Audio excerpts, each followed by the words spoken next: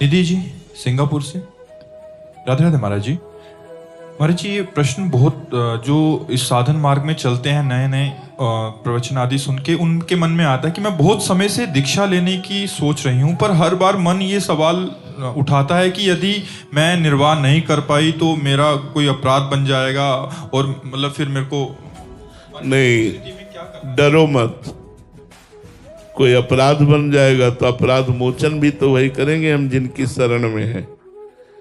हमको तत्काल इस विषय पर कदम उठाना चाहिए कि हम कल जिए कि न जिए, शाम तक श्वास रहे कि न रहे। लेकिन यदि हम गुरुमुख हो गए, गुरु की शरण में हो गए और उनके बताए हुए नियमों के अनुसार कुछ भी चल पाए तो हमारा मंगल हो जाएगा। हमारे गुरुजी हमें नरक जाने से बचा लेंगे, हमारे गुरुजी हमारा कल्याण कर देंगे, हमारा मंगल कर देंगे। गुरुमुख होकर के ही शरीर छोड़ना चाहिए, और कब छूट जाए शरीर इसका पता नहीं। इसलिए ये मत डरो कि कहीं कोई अपराध बन जाएगा, हम निर्वाह ना कर पाए। निर्वाह करवाएंगे गुरुदेव।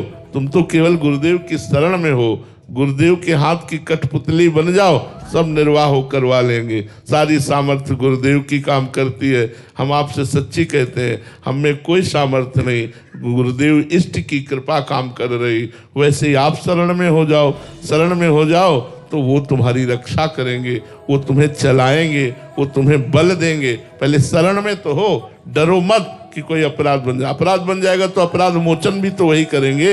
हम उनकी शरण में, हम उनके बच्चा हैं, कहाँ जाएंगे? अगर माँ की गोद में बच्चा शौच कर देता है तो कोई अपराध माना जाता है क्या? क्योंकि वो बच्चा है तो हम बच्चे ही हैं, हम गुरुदेव के सामने बच्चे ही हैं। यदि हमारे द्वारा कोई त्रुटि हो जाती है, गलती हो जाती है, तो गुरुदेव इतने कृपा सिंधु हैं कि वो मानते ही नहीं, वो कृपा करके क्षमा कर देते हैं। इसलिए आप गुरुदेव की शरण में होइए, समय नष्ट मत कीजिए, साधना में लगिए। एक दो इसमें जो संशय रहते हैं, एक है कि जैसे संसार में रहते हैं बहुत सारे लोग हैं जो अलग अलग ऑफिस में काम करते हैं, तो उनका एक संशय बड़ा रहता है कि जैसे इसमें खाने के नियम होते हैं, तो कभी गलती से खा लिया। कोई बात नहीं, कोई बात नहीं। हाँ, ये चीज गलती से हम मांस ना खाएं, गलती से हम अंडा ना खाएं, लेकिन अगर प्याज लहसुन पड़ा हुआ भोजन मिल गया है और ऐसे पा लिया है, तो देखो हम आपसे स्पष्ट कहते हैं कि प्याज लहसुन पाना कोई पाप नहीं है, क्योंकि इसमें किसी की हत्या नहीं है।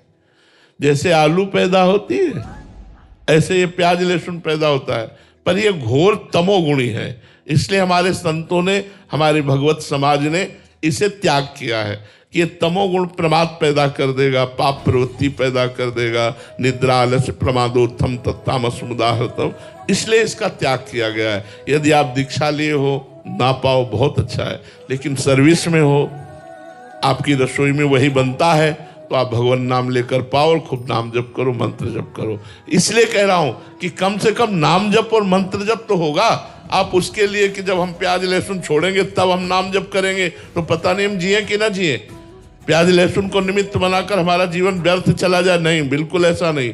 बहुत से विद्यार्थी हैं, बहुत से हमारे सर्विसमैन हैं, बहुत से व्यापारी हैं जो देश विदेश जाते हैं। हम ये प्रार्थना करेंगे कि आप मांस मत खाओ, आप शराब मत पियो, आप अंडा मत खाओ। इसमें दूसरे जीवों की हिंसा और अपनी बुद्धि का भ्रष्ट होना। लेकिन अगर कहीं ऐसा, कोशिश करो कि प्याज लहसुन ना पाओ, लेकिन अगर ऐसा है कि आप बिना प्याज लहसुन के भोजन के मिलता ही नहीं है, तो आप पाओ और राधा राधा जपो, आपका मंगल होगा, आपका कल्याण होगा। निश्चित समझो, आप इसमें डरो मत। दूसरा डर ये रहता है महाराज जी कि जैसे गुरु द्वारा कुछ नियम मिले जाते हैं, जैसे 11 माला करनी है, तो कभी छूट गया तो फिर बड़ा अपराध लग जाएगा। देखो उसके नियम बताएं। जैसे हम मान लो बोला कि 11 माला आपको करना है, अब आपके आज के 11 माला गए, अब कल बैठ के 22 माला जपने का टाइम नहीं है, तो 12 माला कर लो। 11 दिन 12 माला कर लो, हो गया।